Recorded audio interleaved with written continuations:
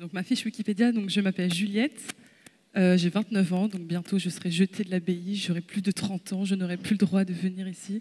Je rigole, ça se passe pas du tout comme ça. Vous allez arriver sur le podium et faire un topo.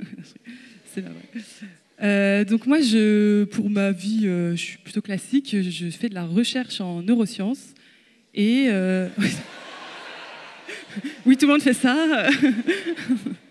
En biologie, si vous voulez, voilà. J'habite en colocation avec 3 autres filles et un lapin. Et qu'est-ce que je voulais dire d'autre ? Je suis proche de la communauté et je m'occupe notamment d'un groupe de prière au Charpennes à Lyon, pour ceux qui connaissent. En préparant ce topo, je me disais, alors, comment on va faire un peu l'introduction, tout ça ? On va faire une grande allée, il y a des paillettes qui vont tomber du ciel. Là, il y a des danseurs qui arrivent par les fenêtres, comme ça, là, qui font des sauts périlleux. Là, il y a une fanfare, évidemment, la fanfare, très important. La fanfare arrive. Là, il y a un char avec un tombeau en papier mâché doré. Et il y a quelqu'un déguisé en Jésus qui sort et qui fait « Je suis ressuscité ». Amen. Et puis après, je me suis dit que peut-être c'était pas tellement ça. Quand j'ai lu les textes de la résurrection, je me suis dit qu'en fait, c'était pas du showbiz, la résurrection, et que peut-être c'était plus de témoin à témoin, comme Salah a témoigné, comme Véronique a témoigné du passage du Seigneur dans leur vie. Et bien en fait, la résurrection, c'est ça, et c'est de ça que j'ai envie de vous parler moi. Donc je vais vous parler, moi j'ai pas fait d'études de théologie, donc je vais plutôt vous parler de ce que moi j'ai vécu, de ce que le Seigneur m'a révélé, et surtout de la parole de Dieu. En préparant, je me suis dit... Ah, c'est trop bien comme parole de Dieu, ça, je vais le mettre. Ah, ça, je vais le citer. Ah, ça... Et puis, je me suis dit que vous allez aller lire la Bible, hein, parce que clairement, tout est très intéressant. Donc, allez lire la Bible. Mais je vais quand même vous donner quelques versets, parce que je pense qu'il n'y a rien de plus puissant que la parole de Dieu, qui est bien plus puissante que la mienne. Mais je vais essayer de vous transmettre un peu de ce que la parole, elle révèle du ressuscité. Donc, l'autre jour, j'étais sur Instagram, donc, sans transition. Donc, c'est un effort de carême qui n'a pas abouti. Et en fait, j'ai vu une vidéo qui était incroyable. Qui m'a beaucoup touchée, et donc j'aimerais vous partager ce qu'elle disait. Hier, dans la Vigie pascale, on a lu le texte de la Genèse. Donc, il y a toute la création. Au début, il n'y a rien. Puis après, il y a la création du ciel, de la terre, des poissons, de la terre, etc., de l'humain. Et dans cette vidéo, il disait, mais dans la Genèse, quand Dieu il crée les poissons, il s'adresse à la mer. Quand Dieu il crée les arbres, il s'adresse à la terre. Et quand Dieu il crée l'homme, il s'adresse à lui-même. Il dit « faisons l'homme à notre image ». Et dans cette vidéo, la fille, elle disait « mais en fait, quand on enlève un poisson de l'eau, il meurt. Quand on enlève un arbre de la terre, une plante de la terre, elle meurt. Si on vous enlève de la présence du Seigneur, vous mourrez, et moi aussi. » Et c'est là où elle disait, mais en fait, Dieu, c'est notre environnement naturel, et en dehors de lui, on meurt.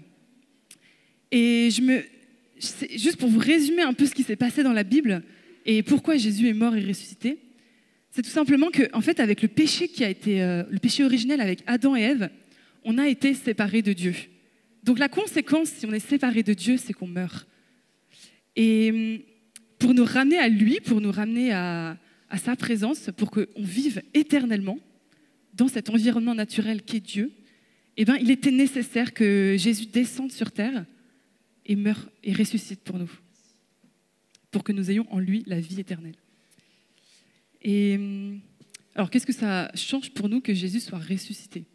Alors, vous êtes hyper contents, Jésus est ressuscité, on s'est couché plus tard, on a plus de cernes, j'en sais rien. Mais qu'est-ce que ça change vraiment pour vous ? Je pense que j'ai envie de remonter un petit peu le temps. Il y en a certains qui étaient là depuis jeudi, donc vous avez vécu des choses magnifiques au niveau liturgique. Le jeudi saint, le vendredi saint, vous avez bien compris la croix. Mais moi, par exemple, je suis arrivée hier et je ne suis pas allée à l'office de la croix parce que j'étais un peu malade. Donc en fait, j'ai vécu un peu la croix dans mon lit, mais il n'y a pas un truc super percutant que j'ai vécu. Et je trouve que c'est important de revoir le contexte en fait, de cette résurrection. Qu'est-ce qui se passe avant la résurrection ? Donc nous sommes en 30 après Jésus-Christ, toute la Gaule est occupée, toute, oui, et même, pas seulement la Gaule, il y a toute la Palestine, il y a un immense empire romain qui est dans le monde. En fait, les Romains, ils contrôlent, ils dirigent, ils persécutent le peuple juif. Et en fait, ce peuple juif, il a été persécuté pendant toute son histoire. Si vous lisez, voilà, ils étaient en captivité dans l'Égypte, après ils se prennent des baffes de partout, ils doivent conquérir des pays. Dieu leur accorde des victoires, mais ils sont souvent persécutés. Mais les gens, voilà, ils ont leur quotidien. Vous connaissez l'appel de Pierre, de André, voilà, c'est des pêcheurs. Il y a aussi des prostituées, il y a des collecteurs d'impôts, des gens qui collaborent avec les Romains. Il y a des gens qui sont, je dirais... alors, pardon, mais peut-être un peu les gilets jaunes de notre temps. Non, je dis n'importe quoi, mais en fait, c'est des gens qui ont à cœur de faire la justice dans leur pays, qui ont à cœur socialement de foutre les Romains dehors, et qui sont un peu des rebelles, mais qui sont prêts à tuer pour ça. Donc, il y a aussi des assassins. Les gilets jaunes, pardon, la comparaison est complètement nulle. Hein. Je suis navrée. Je ne l'avais pas marqué d'ailleurs. Hein, voilà, je vais rester au texte. Je ne vais pas trop improviser. Donc voilà, il y a des ouvriers, des marchands, des artisans, il y a aussi des pharisiens, il y a des mendiants, il y a des tonnes de maladies, il y a des lépreux, comme il y a toujours des maladies encore aujourd'hui. Mais voilà, il y a un contexte qui est très varié, très divers, et tout le monde vit plus ou moins ensemble. Les Juifs, ils sont très, très, très pratiquants. Moi, en fait, ce qui m'a touchée quand j'ai regardé la série The Chosen, je ne sais pas si certains l'ont vue, c'est une série qui a été faite sur l'histoire tout simplement de Jésus et des disciples qui sont appelés à sa suite. Et il y a la saison 1 sur Netflix. Quand ce sera plus votre effort de carême, vous pourrez aller voir la saison 1. Et c'est magnifiquement fait. Et moi, je crois que ça m'a fait prendre conscience de c'est quoi ce peuple juif, en fait. En fait, c'est des gens qui connaissent la Bible par cœur. Enfin, la Bible, du coup, c'était la Torah, la loi. Ils connaissent les Écritures par cœur. Et ils les récitent. Et certains, alors je ne sais plus exactement, mais je crois que c'est les chefs, enfin tout le monde en fait a des phylactères, je crois que ça s'appelle comme ça, accrochés à leur tunique. Ce sont en fait des bouts de la parole de Dieu. C'est comme si vous aviez des bouts de parole de Dieu dans votre pantalon, voilà, dans vos coutures. Et qui sont vraiment accrochés à vous. Et ils méditent cette parole jour et nuit. Et toute leur semaine, toute leur année est faite en fonction de leur Seigneur et de leur religion et de Dieu, de leur relation à Dieu. Donc nous, on a le dimanche, etc. Ils avaient le sabbat. Il y a toutes les fêtes, la Pâque aussi, qui sont très importantes. Et en fait, tous ces textes qu'ils connaissent par cœur, donc il y a les psaumes, les prophètes, la Genèse, l'Exode, etc. Tous ces textes, surtout les psaumes, les prophètes, annoncent la venue d'un Messie. Et je trouve qu'on ne réalise pas assez que eux, c'est de génération en génération qu'ils attendent ce Messie, quoi. Punaise, on se fait persécuter depuis des années, on veut le Messie. Et ils l'attendent, et tous les jours, ils prient pour que le Messie arrive. Alors, là où ils attendent, comment ils attendent ce Messie? En fait, ils l'attendent comme un roi, comme un guerrier, comme un sauveur, qui va mettre les Romains dehors, qui va les libérer de l'ennemi et de l'oppresseur. Je vous lis un peu donc, dans Jérémie, donc le prophète Jérémie. « Voici les jours viennent, dit l'Éternel, où je susciterai à David un germe juste. Il régnera en roi et prospérera.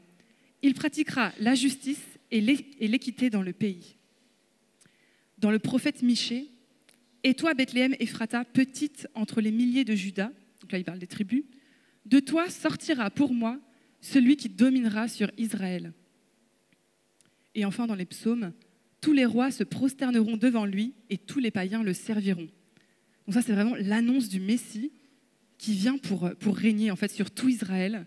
Mais si le Messie vient régner, il faut que ceux qui règnent, c'est-à-dire les Romains, dégagent avant.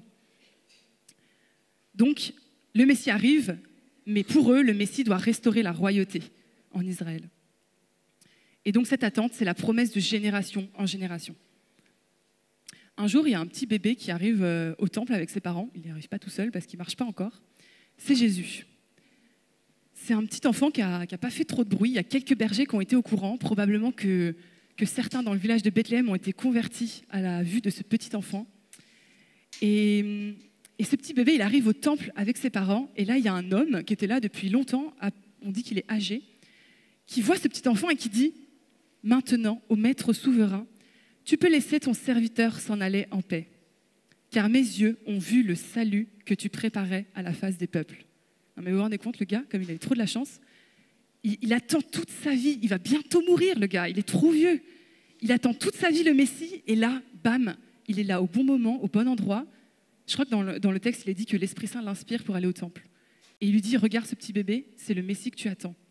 Mais le gars, ça doit être un truc de fou dans sa tête. Bon, bref.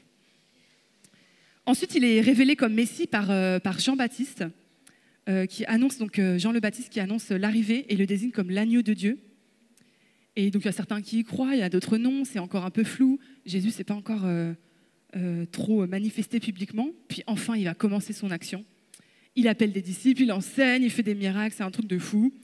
Ceux qui croient en lui, ils voient enfin un libérateur. Ils croient vraiment que c'est le Messie. Vous imaginez, genre, de génération en génération, vous attendez quelque chose, et là, ça se passe à votre génération, c'est un truc de fou.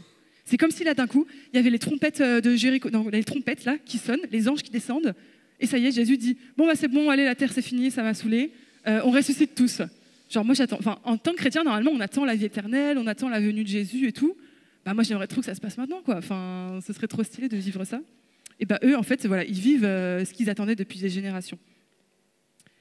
Moi, je me faisais la réflexion hier pendant les baptêmes que les Juifs, en fait, eux, ils attendent le Messie depuis des années, comme je n'ai pas arrêté de vous le répéter. Mais moi, par exemple, je n'avais pas trop compris que j'avais besoin d'être sauvée. Enfin, moi, je connaissais Dieu, je vivais dans une famille catholique. Et j'avais pas trop réalisé que j'avais besoin d'un sauveur, je savais pas trop ce que ça voulait dire. Et en fait, le Seigneur est venu me sauver, le Seigneur ressuscité est venu comme Messie dans ma vie. Et je me suis dit, waouh, le cadeau est incroyable. Mais sauf que j'avais pas pris conscience que j'attendais ce cadeau. Alors imaginez le cadeau que ça doit être quand vous l'attendez, quand vous le désirez depuis toujours, et que ce cadeau, il arrive enfin. Et je me dis, pour ceux qui ont été baptisés, merci Lucie Oscar, parce que c'était un temps trop beau. Moi, j'ai l'impression d'avoir revécu mon baptême, même si je l'avais vécu quand j'étais petite, enfin bébé. Je me dis, mais c'est trop une grâce qu'on ait pu, à travers vous, peut-être revivre cette grâce du baptême. Et je me disais, mais oh là là, moi, j'aurais pas pu attendre 1 an de préparation avant de me baptiser, quoi. C'est genre beaucoup trop long. Enfin, c'est vraiment un cadeau que j'ai envie maintenant, quoi. Et du coup, les Juifs, franchement, ils sont incroyables pour leur patience, quoi. Et donc voilà. Les disciples, ils ont le feu. Ils sont trop heureux de voir qu'il y a le Messie qui est arrivé. Ils sont sûrs d'eux. Je pense qu'ils ont des doutes, mais quand même, ils ont foi pendant ces 3 ans en Jésus. Ils sont sûrs de sa promesse et ils sont prêts à se battre pour lui. Dans Matthieu, au chapitre 16, il y a marqué « Et vous, que dites-vous? Pour vous, qui suis-je » Alors Simon-Pierre prend la parole « Tu es le Christ, le Fils du Dieu vivant. » Je pense que c'est pas rien de dire ça à son époque, où en fait, si tu disais ça, ça pouvait être pris comme un blasphème et tu pouvais être puni de mort. C'est-à-dire que Simon-Pierre était prêt à risquer sa vie pour sa foi et à dire « Tu es le Christ, tu es le Fils du Dieu vivant. » Donc ils étaient sûrs de leur coup. Sauf que petit à petit, Jésus il commence à annoncer sa mort, sa souffrance, sa mort et sa résurrection. Mais la résurrection, ils l'entendent pas trop au début, les disciples. C'est surtout la mort et ils comprennent pas, ils trouvent ça assez incompréhensible. Et à un moment, Simon-Pierre, il prend Jésus à part, il fait « Non, franchement, t'abuses, Jésus, arrête de dire tu vas mourir, c'est un peu chiant, quoi. » Et là, Jésus répond quoi? « Passe derrière moi, Satan. Tes pensées ne sont pas celles de Dieu, mais celles des hommes. » En fait, les disciples, ils ne peuvent pas comprendre le plan de Dieu, en fait. Ils ne peuvent pas comprendre que Dieu peut mourir.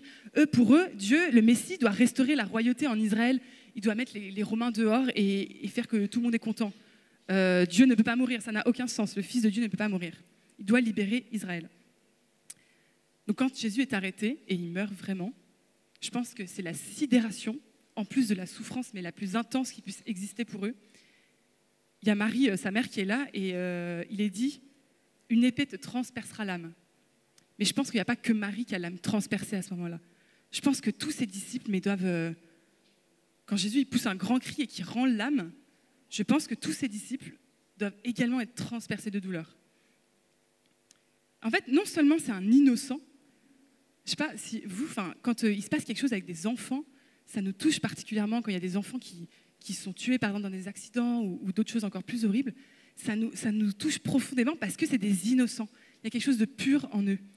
Là, c'est pareil avec Jésus, c'est un innocent qui est condamné avec des bandits, qui est vraiment compté pour rien. Et c'est Jean le Baptiste qui disait « Je ne suis même pas digne de lier la courroie de ses sandales. Autrement dit, je ne suis même pas digne d'être son esclave. » Et là, il y a des gens qui lui crachent dessus et qui osent lui mettre des gifles au visage. Donc je pense qu'au-delà de la douleur atroce aussi d'avoir perdu un ami, en fait, il n'y a plus rien qui a de sens pour eux. En fait, d'un coup, les disciples, c'est « Mais comment Dieu, il peut mourir, Les Romains sont toujours là. Tout ce que les prophètes avaient annoncé, donc c'est faux. Mais est-ce que pendant 3 ans, j'ai suivi un gars qui était complètement malade? Est-ce qu'il m'a menti, manipulé? Mais non, en fait, je l'aimais et je suis convaincue que la conversion qui est dans mon cœur, elle est vraie. Mais du coup, il se passe quoi? Il est où le ciel? Il est où la terre? C'est dans quel sens? Qu'est-ce qu'on vit, quoi? Et en fait, c'est 3 ans où ils ont passé une joie immense à participer à quelque chose de grand et de beau. Et puis là, il n'y a plus rien. Tout est anéanti. Tout est anéanti. Et après, ils mettent Jésus à la va-vite dans un tombeau. Il n'y a même pas de tombeau pour Jésus. Moi, je me dis, mais Jésus, tu savais que tu allais mourir. Tu aurais pu prévoir une pierre tombée. Je rigole, mais je me dis... En fait, après, il s'est dit, je ne vais pas rester longtemps, ça ne sert à rien de... Mais bon, il est plus malin. Mais voilà, il y a Jésus qui est mis à va-vite dans un tombeau. C'est la précipitation, parce que c'est le Shabbat, on dit comment? Le sabbat. On peut dire les deux, je crois. C'est le sabbat. Et là, en fait, commencent les jours de silence. Alors, on dit 3 jours, mais en vrai, Jésus, il ne les fait pas attendre si longtemps. Hein. Genre, vendredi soir, bon, il y a samedi, c'est un peu la merde. Dimanche matin, à l'aurore, alors qu'il fait encore nuit, il est déjà ressuscité. Donc, 3 jours, mollo, c'est bon, il ne fait pas trop attendre. Mais n'empêche que le vendredi soir et le samedi, mais c'est l'enfer, en fait, pour les disciples. Ils sont là, ils doivent tourner en rond dans leur peur, dans leurs doutes. Mais je ne sais pas si ça vous est déjà arrivé d'avoir une nuit blanche où tu as toutes tes angoisses qui sont là, qui tournent en rond, et tu n'as personne à qui appeler, quoi. Tu te dis, mais comment ça va finir cette nuit?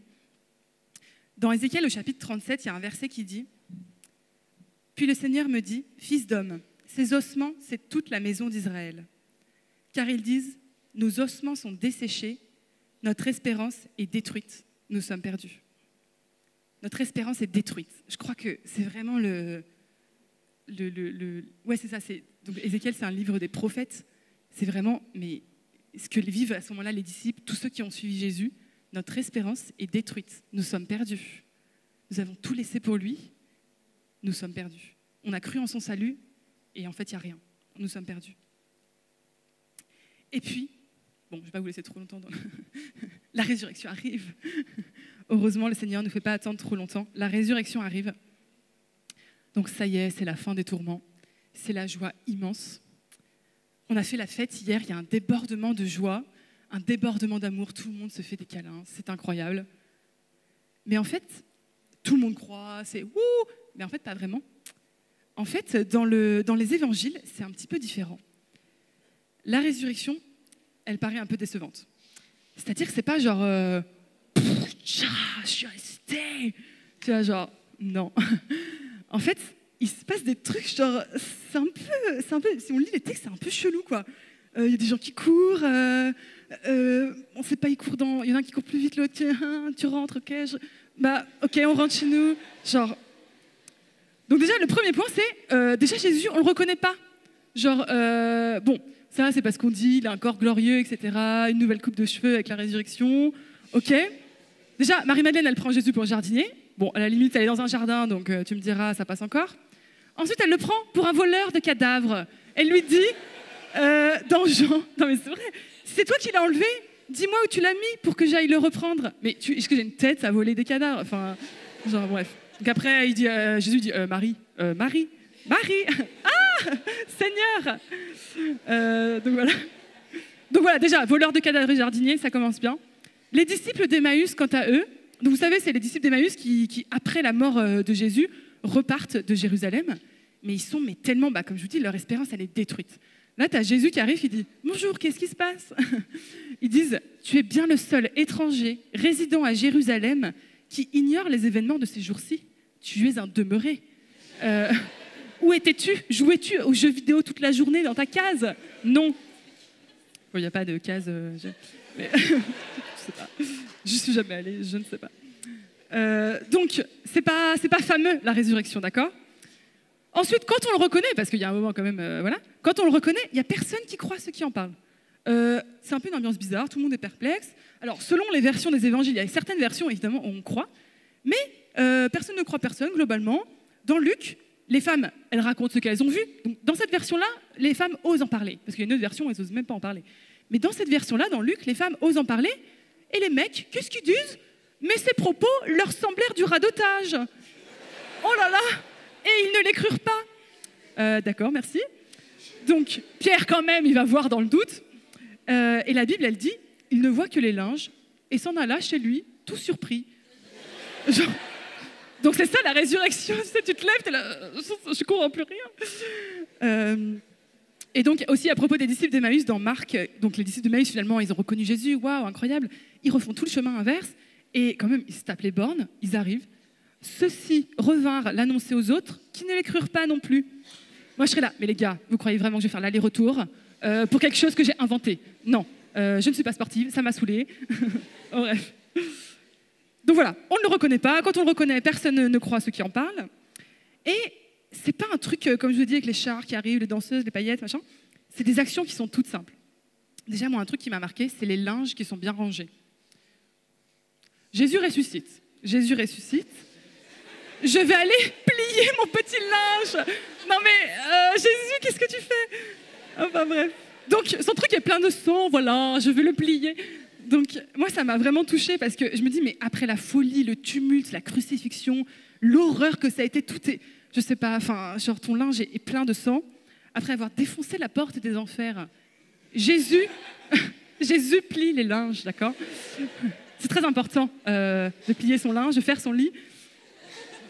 Mais en fait, pour moi, c'est quelque chose de très profond parce que j'aime à penser que là où Jésus passe, les choses, elles s'ordonnent. Alors, je ne suis pas du tout maniaque. Mes colocs, vous verrez ma chambre. Je ne suis pas du tout maniaque. Mais en fait, je me dis que j'ai déjà fait l'expérience que là où Jésus passe, il y a tout qui s'ordonne. Il y a quelque chose de clean. Il y a quelque chose de chaque chose à sa place. Et je trouve ça trop beau que ce soit juste après la résurrection que le Seigneur met tout à sa place. Bon, au final, Jésus, quand même, il finit par se manifester aux 11 apôtres en même temps. Bon, il n'y a pas Thomas, il arrive, nanana, mais ça se passe un peu quand même. Donc, il apparaît au milieu d'eux et il leur dit « Paix à vous ». Alors moi, je ne sais pas vous, mais si je ressuscitais, je réfléchirais à ma phrase quand j'arriverais au milieu des gens. Je dirais qu'est-ce que je pourrais leur dire? Genre « Surprise !» Je ne sais pas si je dirais ça, mais... Et Jésus, il dit « Paix à vous ». On peut se dire, waouh, c'est trop beau, Jésus nous envoie sa paix. Non, en fait, ça veut juste dire shalom. Ça veut dire wesh, ok? Donc, ça veut dire salut quand même. Donc Jésus arrive, il dit wesh. Enfin, il dit shalom, c'est vrai que c'est quand même stylé, il y a un sens derrière, évidemment, vous savez. Mais en fait, ce que je veux dire par là, c'est que tout est très simple. Jésus ne cherche pas à faire des paillettes. Ensuite, il demande à manger, c'est toujours important de manger. Et puis on pourrait se dire que, ok, là tout le monde a vu le ressuscité, même Thomas qui doutait, il a mis ses mains, il a tout touché, etc. Ok, est-ce que leur vie elle change du tout au tout? Bah, pas franchement quoi. Il y a un passage mais qui me fait mourir de rire. Enfin, ça se trouve c'est pas drôle, mais en gros c'est Pierre qui dit bon bah moi je vais pêcher.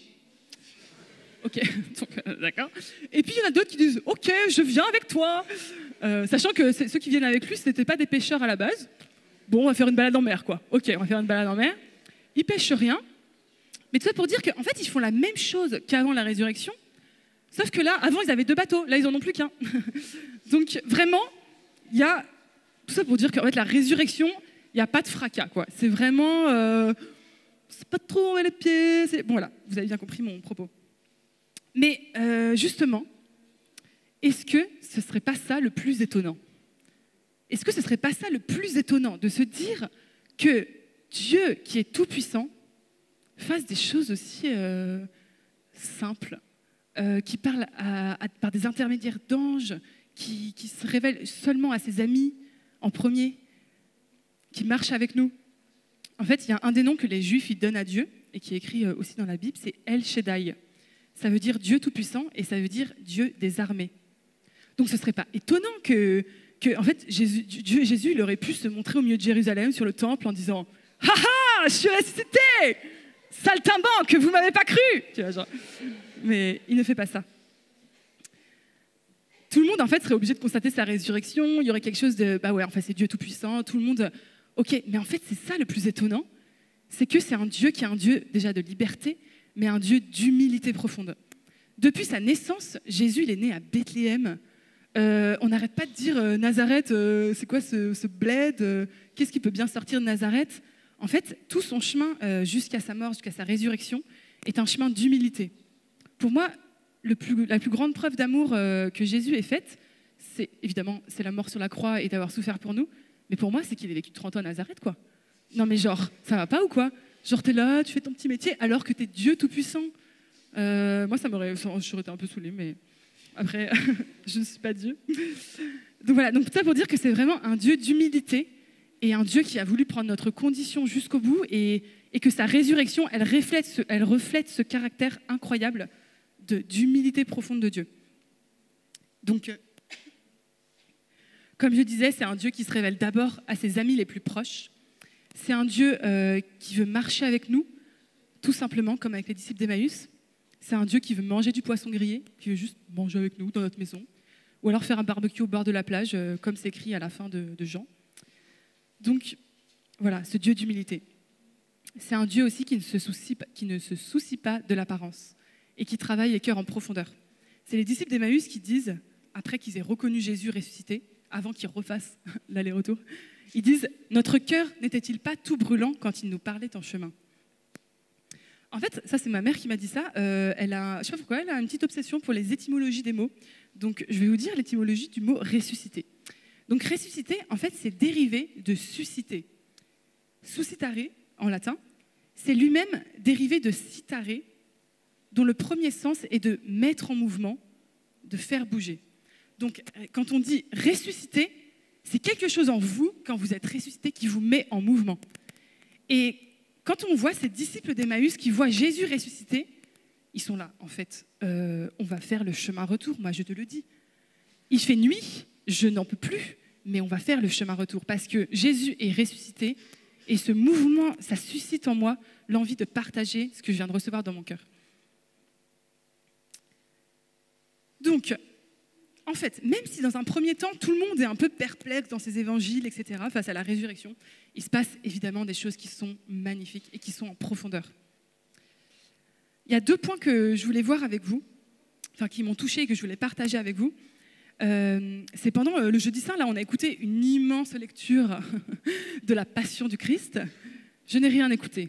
La seule chose que j'ai écoutée et qui m'a vraiment interpellée, c'était, mais pourquoi il y a des gardes au tombeau?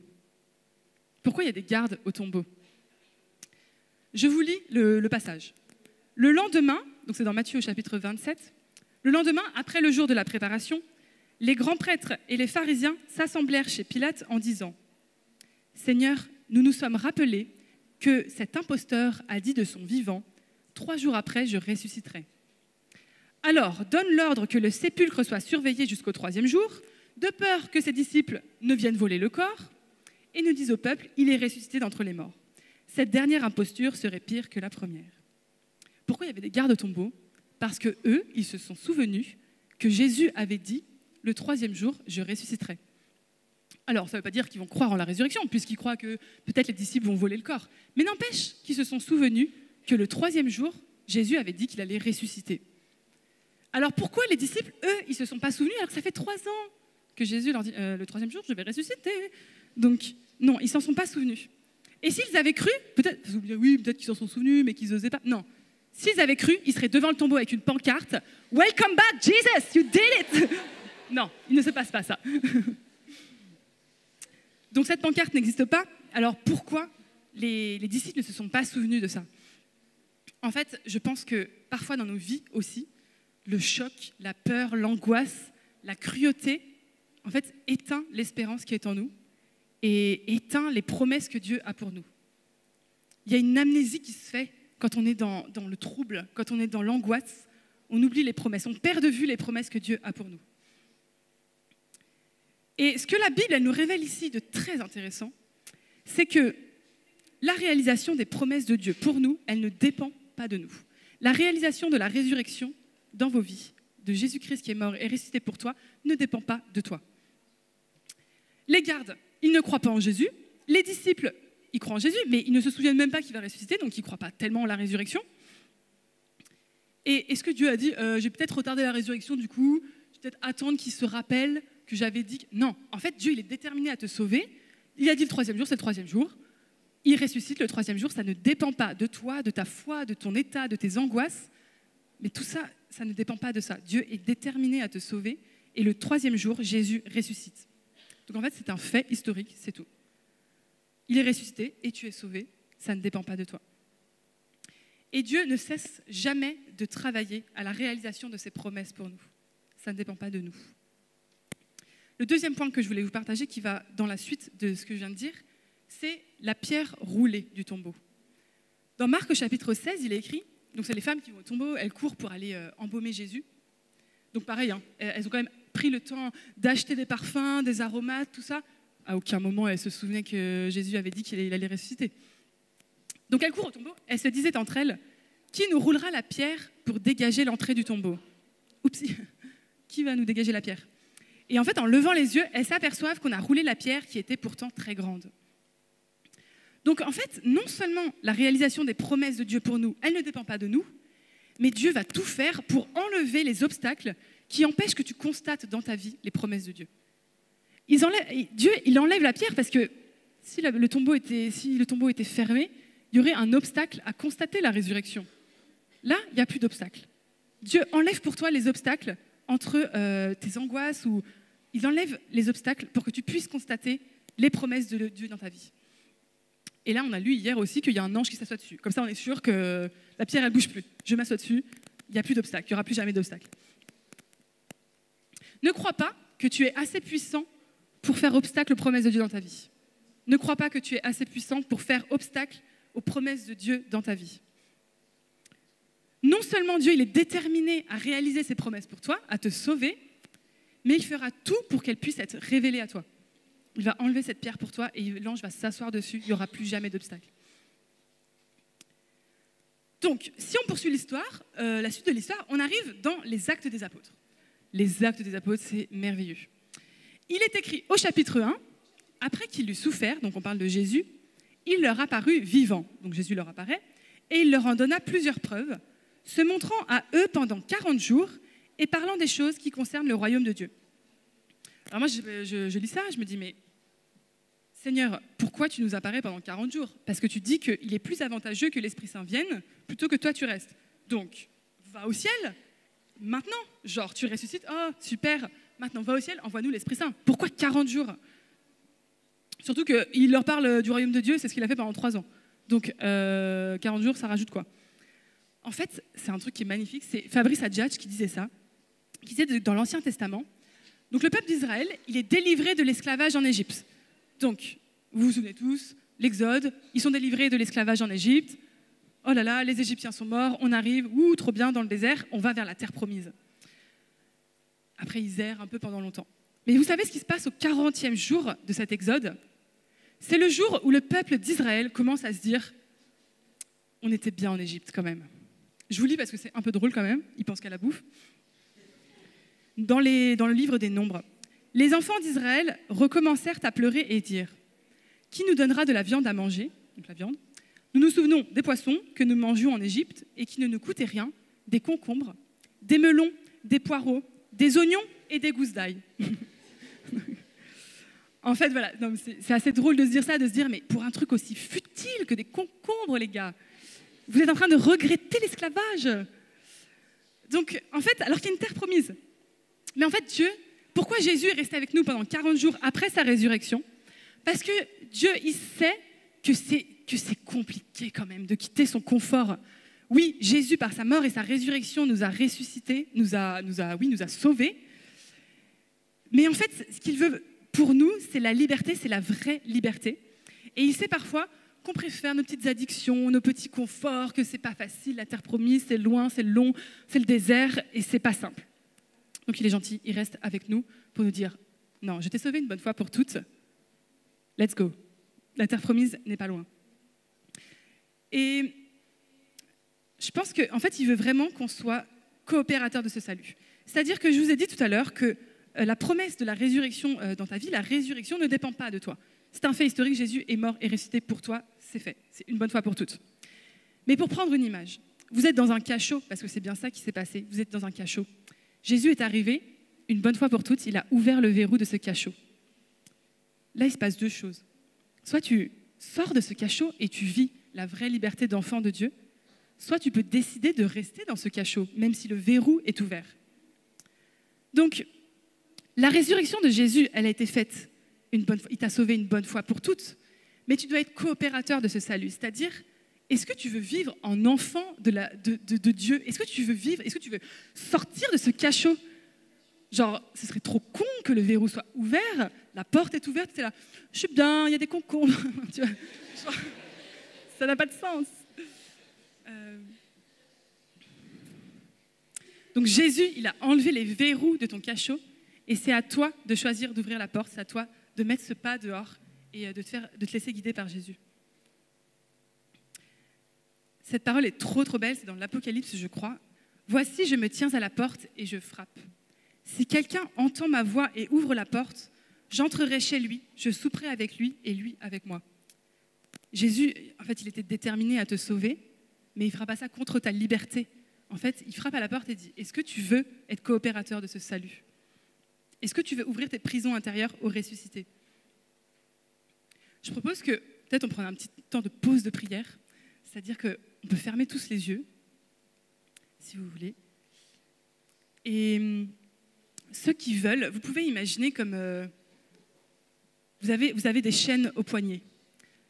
Le Seigneur arrive et il détruit les chaînes que vous avez au poignet. Vous pouvez décider de continuer de faire vos actions avec vos deux mains attachées, ou vous pouvez décider d'ouvrir les mains. Et pour ceux qui veulent, vous pouvez ouvrir les mains et dire au Seigneur, Seigneur, merci de m'avoir sauvé. Merci de m'avoir sauvé. Merci d'être venu dans ce cachot. Merci d'avoir ouvert les verrous. Merci d'avoir brisé ces chaînes. Et je veux t'inviter, Jésus ressuscité, dans ma vie. Et je veux sortir de ce cachot avec ta grâce. Je veux sortir de ce cachot avec ta grâce, Seigneur ressuscité. Amen.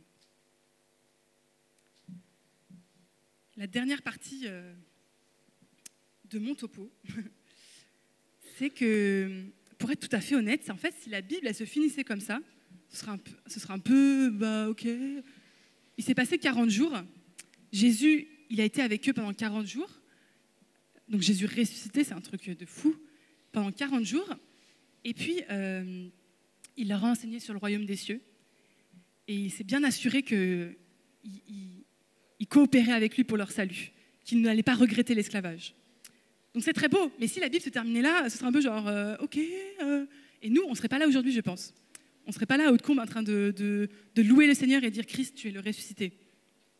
Pour cela, il faut que l'Esprit Saint arrive. Et si on continue de lire donc les Actes, toujours chapitre 1, c'est vraiment au tout début, je vous lis. Au cours d'un repas qu'ils prenaient avec eux, il leur donna l'ordre de ne pas quitter Jérusalem, mais d'y attendre que s'accomplisse la promesse du Père. Il déclara, « Cette promesse, vous l'avez entendue de ma bouche. Alors que Jean a baptisé avec de l'eau, vous, c'est dans l'Esprit Saint que vous serez baptisés d'ici peu de jours. Vous, c'est dans l'Esprit Saint que vous serez baptisés d'ici peu de jours. » Je continue parce que après ça me fait un peu rire. Ainsi réunis, les apôtres l'interrogeaient. « Seigneur, est-ce maintenant le temps où tu vas rétablir le royaume pour Israël ?» Là, t'es là, punaise les gars, vous êtes en boucle. Le gars, il est ressuscité. Il vous annonce le royaume de Dieu pendant 3 ans, encore pendant 40 jours. Il ne s'agit pas du royaume d'Israël, en fait, terrestre avec les Romains. Il s'agit d'une promesse qui est beaucoup plus grande, qui est l'Esprit Saint, qui vient établir sur terre le royaume de Dieu, qui vient vous libérer de l'oppresseur et de l'ennemi, qu'il a déjà fait, mais qui n'est pas l'oppresseur et l'ennemi romain, puisqu'il vient aussi sauver les Romains. Donc arrêtez. Non, je rigole. Mais du coup, voilà, tout ça pour dire que même après avoir constaté le ressuscité, en fait, ils ne comprennent pas que les pensées de Dieu ne sont pas celles des humains. Il aurait eu besoin que Saint Paul arrive après, mais ils auraient dû lire les lettres de Saint Paul, qui disaient « Ne vous conformez pas au siècle présent, mais soyez transformés par le renouvellement de votre intelligence. » On peut demander au Seigneur vraiment de se dire « Ok, le temps présent est un peu merdique, on ne va pas se mentir. Mais moi, je crois, Seigneur, par le renouvellement de mon intelligence, que ton royaume est plus grand et que ton royaume et que ton espérance est déjà là au milieu de nous. Donc oui, cette promesse, c'est l'Esprit Saint. Donc, qui va les rejoindre dans leur vie terrestre. Le Seigneur, il prend en compte tout ce qu'on est et tout ce qu'on vit, mais qui est là aussi pour leur rappeler les réalités d'en haut, qui sont en fait la terre promise, qui sont vraiment l'objectif de notre vie ici sur terre. Un peu plus loin, Jésus leur dit « Le consolateur, l'Esprit Saint, que le Père enverra en mon nom, vous enseignera toutes choses et vous rappellera tout ce que je vous ai dit. » Oui, parce que les disciples, ils avaient du mal à se rappeler quand même.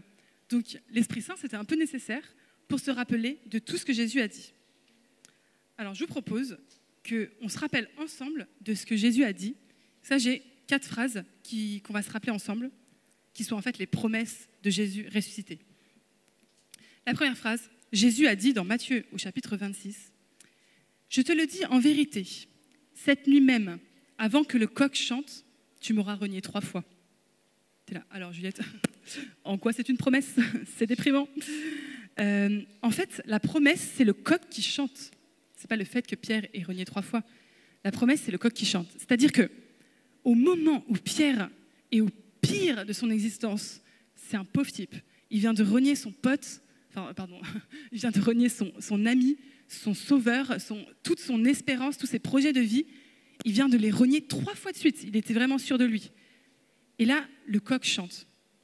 Le coq, qu'est-ce qu'il fait? C'est un animal qui chante quand la nuit se finit et quand l'aurore arrive. Donc, au moment où Pierre est au pire de son existence, il y a l'aurore qui est annoncée. C'est-à-dire qu'il y a la résurrection qui lui est annoncée. Pierre, tu m'as renié 3 fois, mais ce coq qui chante, rappelle-toi que je vais ressusciter, que déjà l'aurore est là. Donc, entends ce coq qui chante pour toi maintenant.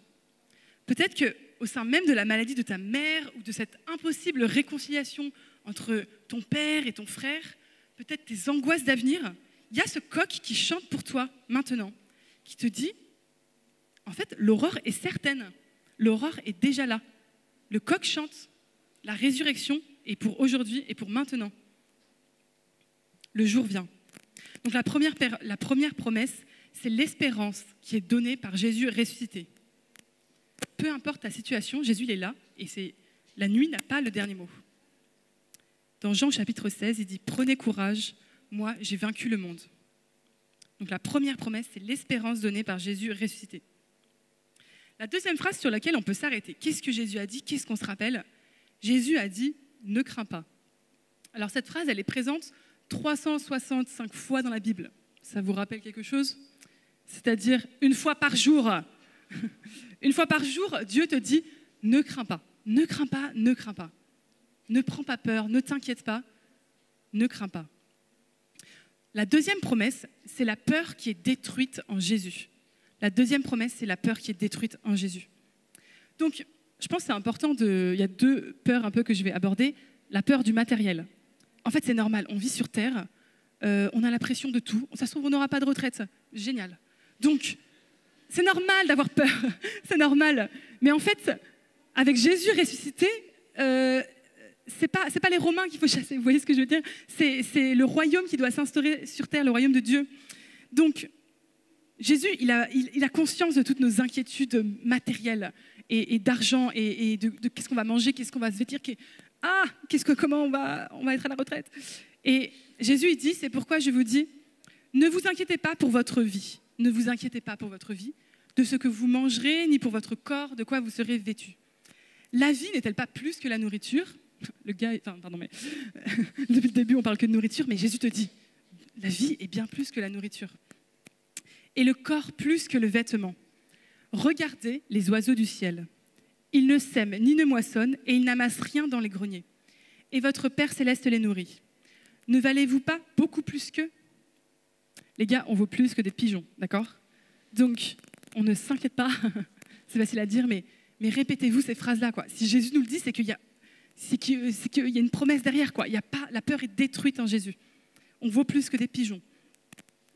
La deuxième partie de la peur que Jésus détruit, c'est une peur qui est très profondément ancrée en nous. C'est une peur qui a trait à notre relation avec Dieu.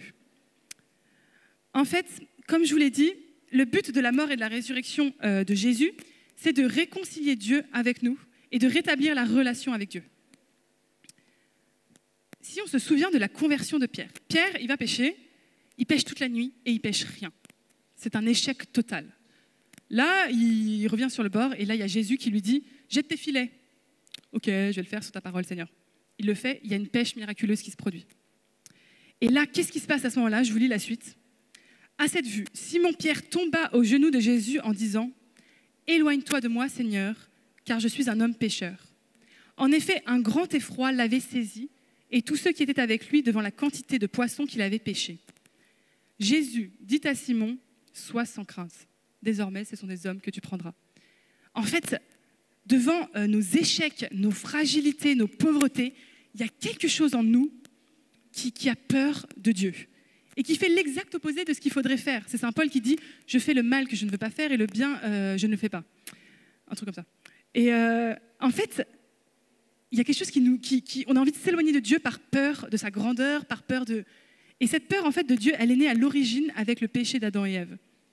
Dans la Genèse, avec Adam, je vous cite, je vous lis, « Le Seigneur Dieu appela l'homme. » Donc c'est juste après qu'ils aient croqué dans le fruit. « Le Seigneur Dieu appela l'homme et lui dit, « Où es-tu donc ?» Il répondit, « J'ai entendu ta voix dans le jardin, j'ai pris peur parce que je suis nu et je me suis caché. » Il y a une peur en nous de notre fragilité. Il y a une peur en nous de nos échecs face à Dieu. Tu as peur de quoi? En fait, Jésus, à la croix, il vient détruire cette peur qui nous éloigne, qui nous cache du Seigneur. Et il veut nous réconcilier avec lui.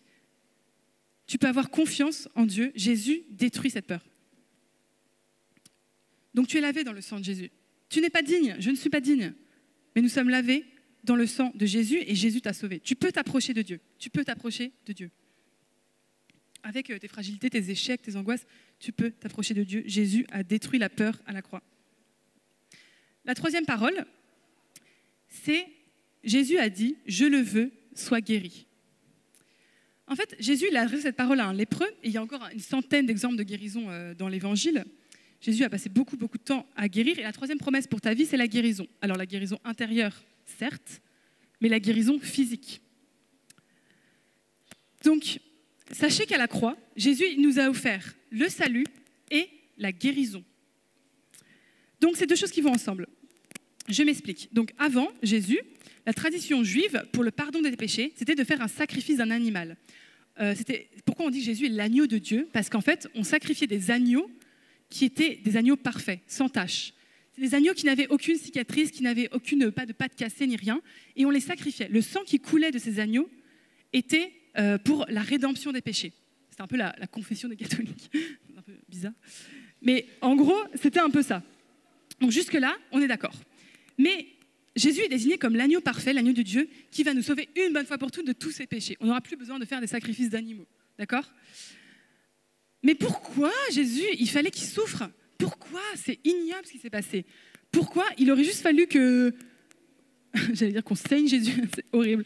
Mais que le sang de Jésus coule, qu'il meure, et que c'est bon, on aurait été sauvés définitivement. Pourquoi il était nécessaire qu'il souffre? La réponse, elle est dans Isaïe 53, et qui est ensuite repris dans les lettres de Pierre au chapitre 2. Par sa mort sur la croix, nous avons le pardon des péchés, c'est-à-dire le salut. Mais c'est dans ses blessures que nous sommes guéris. Donc je cite, c'est dans ses blessures que nous sommes guéris. Il n'était pas nécessaire que Jésus souffre pour nos pardons de nos péchés. Par contre, il a voulu souffrir, il a accepté de souffrir dans son corps pour que nous ayons, en plus du salut, la guérison physique. C'est hyper important. Donc il nous promet le salut, mais aussi la guérison. Donc je vous encourage, pour que les souffrances du Seigneur ne soient pas vaines sur la croix, de prier pour la guérison des malades. La quatrième et la dernière parole qu'il faut se rappeler que Jésus a dite, c'est « Le royaume de Dieu est proche ». Le royaume de Dieu est proche. Donc la quatrième promesse, c'est le royaume de Dieu. Il est mentionné plus de 100 fois dans les évangiles et c'est le sujet dont parle le plus Jésus. Le royaume de Dieu est proche. Mais en fait, moi je me disais, mais ok, comment définir le royaume? Une fois c'est un grain de moutarde, tu sais. Une fois c'est de la farine ou du levain. Une fois c'est un trésor, une semence. Jésus, il est pas hyper clair là-dessus, quoi. C'est un peu foufou.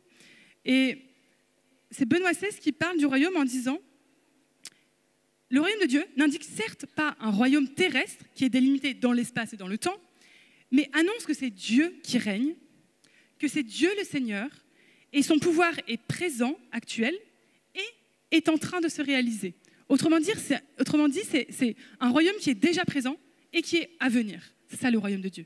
C'est pour ça que c'est un peu complexe à comprendre. Il y a Nicodème dans la Bible qui ne comprend pas trop de quoi il veut parler, que Jésus lui annonce le royaume de Dieu. Et Nicodème, c'est un grand pharisien. Le mec, c'est la tronche du pays, quoi. Et le mec, il dit ça veut dire quoi, le royaume de Dieu? Ça veut dire qu'il faut que je re-rentre dans le ventre de ma mère pour naître d'en haut? Et Jésus dit mais quoi? Il lui dit pas ça. Jésus, il lui répondit amen, amen, je te le dis, à moins de naître d'en haut, on ne peut voir le royaume de Dieu. En fait, qu'est-ce que ça veut dire? C'est à moins de renaître dans l'Esprit Saint, on ne peut pas voir le royaume de Dieu. Donc, tout simplement, en recevant l'Esprit Saint, en lui demandant de nous donner sa vision à lui, on va pouvoir voir le royaume de Dieu au milieu de nous. Je pense qu'aujourd'hui, hier soir, vous avez vu hier toute la journée, aujourd'hui, maintenant, vous voyez le royaume de Dieu qui est au milieu de nous. Vous voyez sur les sourires, moi, chaque fois que je croise quelqu'un dans le couloir, les gens sourient, tu vois. Moi, j'ai pas l'habitude. Dans le métro, les gens ne sourient pas. Dans le royaume de Dieu n'est pas dans le métro lyonnais. Et c'est à nous de l'amener, Ce que je trouvais aussi intéressant, en fait, c'était... Donc ce royaume de Dieu, il s'enracine dans les... C'est... comment il s'appelle le pape François qui a dit ça. Je suis désolée. Je suis un petit peu fatiguée. La souveraineté de Dieu n'écrase pas, mais elle s'exerce dans l'amour, l'abaissement, le don de soi et la faiblesse. Il s'enracine dans les cœurs. Donc en fait, le royaume de Dieu, il est déjà présent dans vos cœurs. Et en fait, il se donne à voir dès aujourd'hui dans nos gestes d'amour. En fait, pareil que la résurrection, on veut un truc avec des paillettes, des machins. Le royaume de Dieu, ouais, Non, le royaume de Dieu, c'était des canons à confetti. Je mime pas très bien. Mais en fait, le royaume de Dieu, c'est déjà dans nos cœurs. Les confettis, elles sont dans notre cœur. Et c'est de donner des gestes d'amour et de bienveillance. En fait, il y a un renversement de valeurs dans le royaume des dieux. C'est-à-dire que c'est heureux les pauvres de cœur, car le royaume des cieux est à eux. Et c'est Marie qui chante le Magnificat. Il renverse les puissants de leur trône, il élève les humbles. Je pense que c'est très important de comprendre qu'il y a si vous voulez vraiment vivre le royaume de Dieu, il y a un renversement de valeurs à avoir. Moi, je suis quelqu'un qui, quand j'étais plus jeune, j'aimais pas du tout la faiblesse. C'est-à-dire que pour moi, pleurer devant les gens, c'était... ou même voir quelqu'un pleurer, j'étais un peu genre, c'est un peu abusé quand même. Genre, elle pourrait pas faire ça tranquillement ailleurs. Les enfants me saoulaient. Enfin, genre, ça sert à quoi un enfant? Il est là, il braille, tout ça. Et en fait, là où je vois que le royaume de Dieu a atteint mon cœur, c'est qu'aujourd'hui, déjà, j'ai aucun problème à pleurer devant les gens. J'ai beaucoup de compassion pour les personnes qui pleurent devant moi. Et je me dis, mais les enfants, ils sont magnifiques dans leur simplicité. Il y a quelque chose de Dieu qui se révèle dans les enfants. Et je crois que c'est à se poser des questions. Si vous n'aimez pas les personnes en situation de handicap, les personnes âgées, les pauvres, les rejetés, les enfants, le royaume de Dieu n'est pas en vous. Le royaume de Dieu appartient aux petits, aux humbles. C'est hyper important. Tout ce qui est la bienveillance aussi, j'ai vraiment à cœur la bienveillance. On n'est jamais trop gentil. Tout le monde dit « Non, mais si t'es trop gentil, t'es un pigeon, après tu te fais avoir. » Non. En fait, on peut être gentil en mettant des limites, il n'y a pas de problème. Je crois vraiment qu'on sous-estime le pouvoir de la bienveillance. Vous verrez que, mais si quelqu'un prier pour ses ennemis, c'est Dieu qui l'a dit, c'est un truc de malade. On ne peut pas prier pour quelqu'un qu'on n'aime pas. C'est-à-dire que prier pour ses ennemis, vous êtes obligé dans votre esprit, dans votre cœur, de trouver des choses bien en cette personne. Dire, Seigneur, je te prie, parce que vraiment, mais quel con, ce collègue, vraiment, il est débile, mais quand même, il doit avoir des raisons. Enfin, en fait, notre changement, il y a un changement qui se fait quand on prie pour nos ennemis, pour cette personne. Notre cœur est changé. Et la bienveillance, c'est pareil, on ne peut pas être trop gentil, les gars. Moi, je me rends compte, il y a des petits gestes tout cons, mais... Alors, je ne suis pas du tout un exemple, mais je me dis, moi, comment je fais venir le royaume de Dieu dans le métro lyonnais? Je n'écoute plus de musique avec mes écouteurs ou je ne regarde plus mon portable. Pourquoi? Parce que tout le monde regarde son portable ou ses écouteurs. S'il y a quelqu'un qui fait un malaise ou s'il y a une vieille dame qui veut s'asseoir, personne ne le voit. Et c'est un truc tout con, mais de se dire, mais ok, bah, peut-être qu'il y aura quelqu'un d'autre qui le fera et c'est trop beau. Ou voilà, mais je me dis, moi, je suis attentive à à ce truc qui est minus, mais la personne, elle aura pu s'asseoir dans le métro et peut-être que ça aura fait sa journée. Elle aura moins de rhumatisme à la fin de la journée, elle aura moins mal, j'en sais rien. Et je trouve que c'est des trucs tout con. On cherche des grandes choses pour le royaume de Dieu, mais Seigneur, il a dit, c'est un grain de moutarde, les gars. C'est un grain de moutarde. Et ce grain de moutarde, il va donner un truc gigantesque, mais ça commence par un grain de moutarde. Et donc, le royaume est déjà au milieu de vous, et le royaume, il est à venir. Là, je n'ai pas beaucoup de commentaires à faire, je vais juste vous laisser cette phrase qui est incroyable pour le royaume qui est à venir. Dans la maison de mon Père, il y a de nombreuses demeures. Quand je serai parti vous préparer une place, je reviendrai et je vous emmènerai auprès de moi, afin que là où je suis, vous soyez vous aussi. Le royaume à venir, c'est tout simplement d'habiter avec le Seigneur. En plus, ce qui est incroyable, c'est qu'il a plein de maisons. Donc, on pourra choisir, il n'y aura pas de dispute pour les dortoirs. On sera vraiment avec lui pour toujours et il n'y aura plus cette distance qui peut exister. Et on aura la vie éternelle à passer avec lui. Donc, pour conclure, au final, toutes ces promesses d'espérance, de ne plus avoir peur, de guérison et de la construction du royaume qui est déjà au milieu de vous et qui est à venir, elles se récapitulent en la personne de l'Esprit Saint. En fait, l'esprit de celui qui a ressuscité Jésus d'entre les morts habite en vous. Est-ce que vous vous rendez compte que l'esprit de celui qui a ressuscité d'entre les morts, Jésus, habite en vous? Vous êtes le temple de l'esprit et vous avez cette puissance en vous. Et c'est l'Esprit Saint qui nous rappelle que dans la nuit, il y a le chant du coq qui annonce l'aurore. C'est lui qui nous rappelle et que Dieu nous dit « Ne crains pas, tu es à moi. Ne crains pas, tu es à moi. Nous ne serons jamais séparés. » C'est lui qui te dit « Je le veux, sois guéri. Je le veux, sois guéri. » Et c'est lui qui te dit « Le royaume de Dieu est ici. » Amen.